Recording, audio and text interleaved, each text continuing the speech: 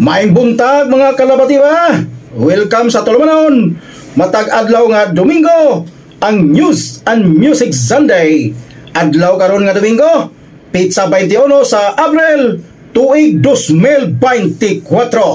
Sa ngalan sa mong General Manager, Labatiba Michael M.I.B. Bustamante, nga mao'y regular ang kurman nini nga Tulumanon. Kini si Labatiba Buni Bones kay tuna, mao'y kasamtangan nga makiguban diha kaninyo sa paghatod sa mga lapas ng mga balita o mga maanindot ng mga huli o awit hangtod sa alas 10:30 ang tagna sa buntag. Kaninyong tanan mga kalabatiba, naminaw karon dinhi sa DXO Labatiba Online, Northern Mindanao News, ubos sa NMN Mass Media Broadcasting Services. Sige, dili kita maglangan mga kalabatiba. Kumusta mga kalabatiba? Ani anasad si Labatiba Buni Bones kay tuna makiguban-uban diha kaninyo so paghatod sa mga labas, mga balita o paglingaw sa mga maanindot ng mga huni o kawit nga inyong paborito sa atong duha ka oras nga Tulumanon, ang News and Music Sunday. Maayong buntag sobre kanatong tanan nga naminaw dinhi sa DXO. Labi na no diha sa atong 80 ka barangay dinhi sakop sa Cagayan de Oro. Kumusta? Sige, plastar kay sugan na to ni karon ang pagpabati sa mga maanindot nga mga huni og awit. Maayong buntag diha sa Misamis Oriental, ang Easti og Westi nga bahin, ilabi na diha sa Talisayan, Misamis Oriental, ng akong hometown. Nga sa mga akong mga kaparintihan diha sa Kaytuna Clan og Taray Clan. Sige, plastar. Kusgi ang inyong transistor radio nga naka-tune in sa DXO Radyo Pilipino, kabahagi mo sa programa ni Labatiba Buni Bones kay tuna, ang News and Music Sunday. Di usab sa Islas Camiguin, may buntag kaninyong tanan diha. Ilabi na sa ako mga kaparintihan diha sa Sagay. Maupay na aga. Good morning diha sa Camiguin. Lanog atohang signal diha no sa DXO diha sa Camiguin. Maayong buntag sa mga listeners diya sa probinsya sa Bukidnon nga naminaw karon sa News and Music Sunday. Sa ato mga igsoon diya, mga higaonon, maayad hat adlaw tayo alan kon good morning everyone. May buntag diya no sa probinsya sa Bukidnon. Apil diya sa Lanao provinces nga naka-tune in karon sa DXO 1044 AM ban. Sa mga Maranao, Mapia, Kapibita, kun good morning. Ayan. O sa tanang mga Ilonggo nga namati karon, maayong aga, kun good morning. O sa tanang suok sa tibok kalibutan nga maabot sa atong pagsibya, osbon ako, maayong buntag kanatong tanan. Sige, mga kalabatiba, dili na ta maglangan. Ani ang atong mga headlines, ang mga dakong mga balita. Balitang lokal. Unaw sa atong balitang lokal. Dili sa balitang lokal, dako kayong sunog tong yaging adlaw. Mikabat sa 500,000 pesos ang damyos. Human miulbo ang dakong sunog sa warehouse sa Ligid. Na natigayon diha sa Buara, Barangay Bayabas, sa nilabay adlaw tungyaging adlaw no syudad sa Cagayan de Oro. So grabe to ka alarma. Dako kayong sunog, dugay kay napalong. So mga kalabatiba, dugay kay napalong no tungod sa kadaghan kay sa mga ligid nga nasa sulod sa warehouse nga gilamoy sa kalayo. Gibutyak sa Bureau of Fire Protection nga 20 ka fire truck ang nakaresponde nini apil ang mga fire volunteers. So grabe gyud. Ikan sa udto hangtod naghapon. Wa pa kita palong. Nasayran nga naay nagwelding sa taas nga bahin sa warehouse o nangatagak ang mga baga nga padulong dito sa ligid nga gitabunan lang sa sen. So siyempre pinaray puwan sa sen unya luwa ka ng mga gibutangan din sa ligid kay ubay ka ng ligid unya init biya kayo ka ng warehouse, so dali ra kayo lamuyon sa kalayo. Di kita magkumpiyansa mga kalabatiba, amping. So laing balitang lokal, duha ka balay ang nahugno human natambunan sa dakong kahoy diha sa Kalaanan, Barangay Kanituan, sa nilabayng adlaw ning syudad sa Cagayan de Oro. May na lang kay balayra ang natumbahan, walay tao nga naangin ni ini. Okay, so laing balitang lokal, bangka na sunog sa Davao Occidental, duha ang managat nga naluwas. Sa iro na to na sa mga atong Labatiba reporters. So batang babae nawala, nakaplagan patay, posibleng gilugos sa barangay Pangandaw sa Manukan, Zamboanga del Norte. O tangin ang detalye na ni Labatiba Arce. So sa laing balitang lokal, fire alarm kagahapon, usa ka coffee shop ang hapit lamuya sa kalayo diha sa barangay Nazaret ning syudad. Nakarespondi ang Bureau Fire Protection Nazaret apan napalong na pag-abot sa bumbero. Nya ubos kini sa pagpaningkamot sa mga trabahante gamit ang fire extinguisher. So ilang establishment, no, ilang kaugalingong fire extinguisher mo gigamit pagpalong sa diha nagsugod sa kusina sa coffee shop. Ug adunay gamay nga damyos nga 500 pesos. So padayon pa ang investigasyon sa Bureau Fire Protection Nazaret ang hinungdan sa maong sunog. So dili kita sa balitang nasyonal. Sa balitang nasyonal, ang PBOX nakatala og duha ka mubo nga kinabuhi nga pagboto sa phreatic sa Taal Volcano. Okay? So Manila, Philippines, ang Philippine Institute of Volcanology and Seismology kon PBOX niadtong Sabado nakatala og duha ka mubo nga kinabuhi nga hulga sa pagbuto sa Taal Volcano. Okay? So dili kita sa balitang internasyonal. Tikawis, gikan sa katapusang adlaw sa pagpili sa jury sa Trump hush money trial.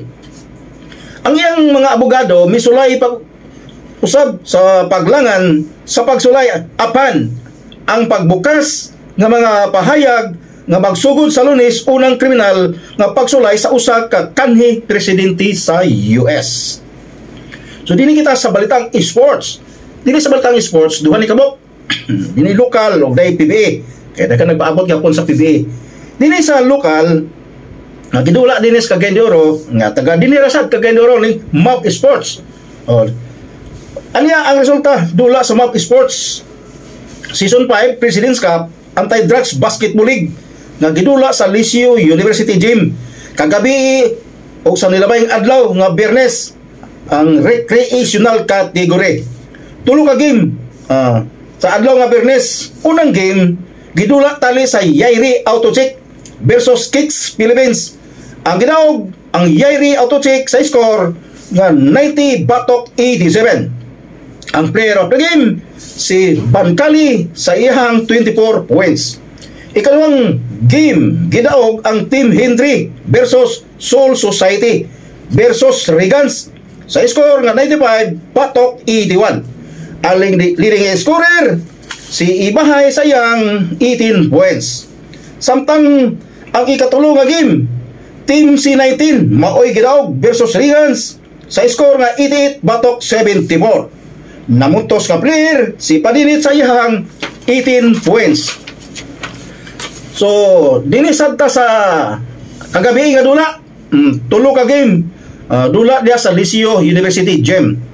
So, unang game, gidawog ang Kicks Philippines versus Libuna Poblacion sa score nga 88 batok 70. Ang player of the game, si Sir Gilo Bustamante. Ayan, congratulations Sir Gilo. Kulba, kaya mahilig 3 points. So, sa ikaduhang game, Team RBR ang midawog versus sa IGA MCM sa score nga 75 batok 59. O subuna ko, 75 batok 59. Dini kita sa ikatulong game, Stampede ang minaog versus Pindrol Gas Station sa score nga 91 batok 84. Okay, so mao kana ang resulta dula sa Liceo University Gym kagabi o sa adlawng Biyernes nga usa kini ka Anti-Drugs Basketball League nga gipas si ugdahan sa Philippine Rescue 2000 o inabagan sa MAP Sports ubos magpangulo ni Commissioner Michael Angelo Gilo Bustamante. O tinig kita sa naginamhinam nga mga kahibalo sila sa PBA. O yan na ang balitang sports sa PBA. Dula kagahapon April 20 no. O mao ni siya nga gidula dia sa Inners Arena Pasig City. So alas 3 hapon Phoenix ang Midaog versus Inlex sa score nga 112 batok 77. Okay, so sa alas 6:15 samtang ang rain or shine napildi sa Magnolia agay sa lang score nga 108 batok 102. So congratulations Magnolia, lipay ang mga fans nini. At tagi niya mga kalawati ba dulaon sa PL Sports Arena unya sa alas 3 hapon mag-enkwentro ang Bolts versus Canbirds. Then pag alas 6:15 San Miguel Birmen versus Northport. Okay, so di na maglangan ato nang ipadayon. Sige, atong unahon ang weather update kay atong isunod dayon ang RTA. Aron sayro na to ang weather update sa Pag-asa. Aron masab ang katawhan nga naminaw karon nga unsa na lakat sa panahon. Pinagi sila buhaton sa Pag-asa. Kay grabe rin kainit mo nang sige kasunog tungod sa kamala sa tanan no gikan sa mga sagbot tanan mga butang grabe kamala kung diata sa bukid mo tanaw nangamatay ang sagbot tungod sa kainit ya maglabay-labay kag kalayo o sigarilyo ba unsa ba mo ilabay maka-create ka nagsunog na nagsunod-sunod na din sunog para sa gabi nagsunog ang coffee shop sa Nazaret before sa Nazaret diya sa makasandig na ay grass fire na hitabo kahapon. Pero ang ilang girespondihan katugit ang establishment kay basin na daghan balay madamay. So mo to, crash fire sa makasandig, nya sunog din sa coffee shop. Sige, ato nang dawaton, kumusta ang atong weather update sa Pag-asa? Please come in. Sir, may punta ako sa mga tubig ni kami na ako. So far, sa kami tour, isa to sa northern taring mga ito. Kung sa pala isa, kung inay nga sa talagang ngayon, kailangan kasi kami yan. Ang kadagatan, ang tayo, ang kailangan natura, 25 minutes ang kayo ito. Atong index mo sa pagkanta,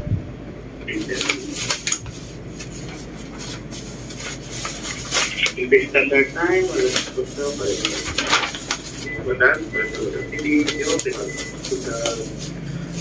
Daghan salamat Pag-asa sa lakat sa panahon sa imong reports. So gikan sa Pag-asa ato karon paminawon ang reports atong sayron ang dagan sa trapiko o vehicular accidents pinagi sa Roads and Traffic Administration kung unsa na mga panghitabo sa atong palibot ilabi na dinis Cagayan de Oro. So atong sayron ang report diha gikan sa RTA nga unsa ilang natala diha no sa 24 oras kay grabe na bagid ang bangga karon ng mga panahon na. So pagkaluoy taon no sa labi na yung kadlawon nga diha magis kadlawon daghan kay mga panghitabo. Pero sa kung ikaw nag-analyze diha sa kadlawon daghan mga panghitabo tungod kay daghan na sad mga tao diha na kainom. Ya mo gamit sa motor, wala na tulba, wala na panagana, dagan bisag sa cruising. So atong sayron ang RT unsa na ilahang report kay aron masayod ang katawhan. Sige, yan na ang RT. Please come in. RT, please come in. Yes sir, good morning. Good morning sa mga ipaminaw sa radyo ng iba. Yes, sa karon mga panahon sa mga traffic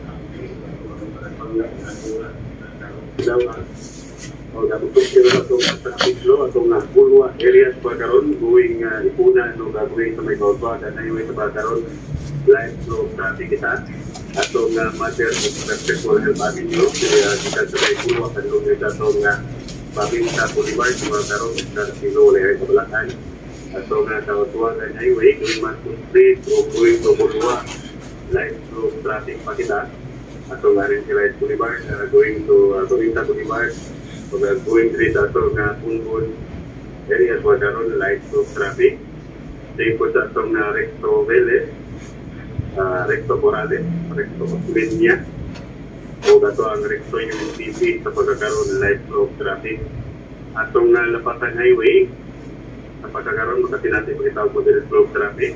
Atong Gusta area, pati atong Pugman sa pagkakaroon moderate flow of traffic pa kita. Then atong Puerto area, going to Summit Oriental o going to City proper, pati atong Sayre Highway sa pagkakaroon live flow of traffic. Atong Carbit area, Paminta Boulevard, corner Paminta Tunil, at pagkakaroon live flow of traffic. Paminta Serinia, Paminta Masterson, pati atong Masterson Makapagal-Drive sa pagkakaroon live flow of traffic. Then atong sentro nga ba sila, atong around the Victoria, atong around Pugol Market, pagkakaroon, same lang yapon, live flow of traffic. Atong norte nga bahin, Makana Punto 3, Morales, Bukayan, Morales San Lazaro, pati atong around Agura, pagkakaroon live flow of traffic. Then last day atong westbound terminal, Block 1213, pati atong diversion road sa pagkakaroon live flow of traffic. Then para po sa itong panabangga, natin tayo nasalit din ka 5 kapanabangga na kung diin, nagtugod kini alas 12:50 sa Kadlawon. Ulit ako kini dito may Pasag Pinero Street. Kapag kini ka motorcycle o traffic up, wala kini nasala ni George o ginagalan kini ni Police Corporal Aguilar. Ito din ako alas 3:15 sa Kadlawon dito may Xavier Heights, Gate 4, dito may Edema Sam. Tulo ka sa kinanaging bobani. Sa motorsiklo, sa with side car sa traffic up, na inatala ni Major, sa individual, sa previous kini, o ginaganan kini ni PCMS Arowaya. Ito na po dito sa may Gusta Highway, tungkol sa may CUNC Hospital, mga alas 4:50 sa Kadlawon, pati ni ka-taxi o pagka-trike up, wala kini natala ni Major, o ginaganan kini ni Police Corporal Pudi. Tunda na po alas 6 sa 5 sa 5 sa Duntas. Dito may Cathedral parking lot. Sa sinikat cross to win o Takahayla. Ito ginaganan siya ni Police Staff Sergeant Tumapon. Kung katapusan na ito natalin, dito may Babayo Bora, tungkol na din Watbos. Sa sinikat motorsiklo, saka Victor Vici Estrada na sikap. Wala kininasal ang injured o ginaganan siya ni Police Corporal Aguilar. Huwag na itong traffic update o ikan diri sa Road and Traffic Administration. Salamat. Daghan salamat RTE sa imong report. O di ba mga kalabat, di ba? Kadlawon gid kasagaran ang daghan kan disgrasya. Nga naman na. Siguro sa akong gisulti sa unahan, daghan na nagkainom. Kanang uban na pauli na. Mato silang balay, sirit-sirit. No, tungod kay nakainom na, way ka ba? Patuda kusog dagan. So disgrasya na dayon. So yun na, no? 5 ka pilatokbok na yan, 5 ang na-record, gikan pa sa alas 12 hantod sa alas 4. Ay, ka. O amping-amping kita mga kalabat, diba? Sabihin nga itong mga bago na katuon sa pag-drive. O karon ato ng sugdan, ang pagpabati sa mga manindot ng mga huni o awit sa atong tulmanon ang News and Music Sunday.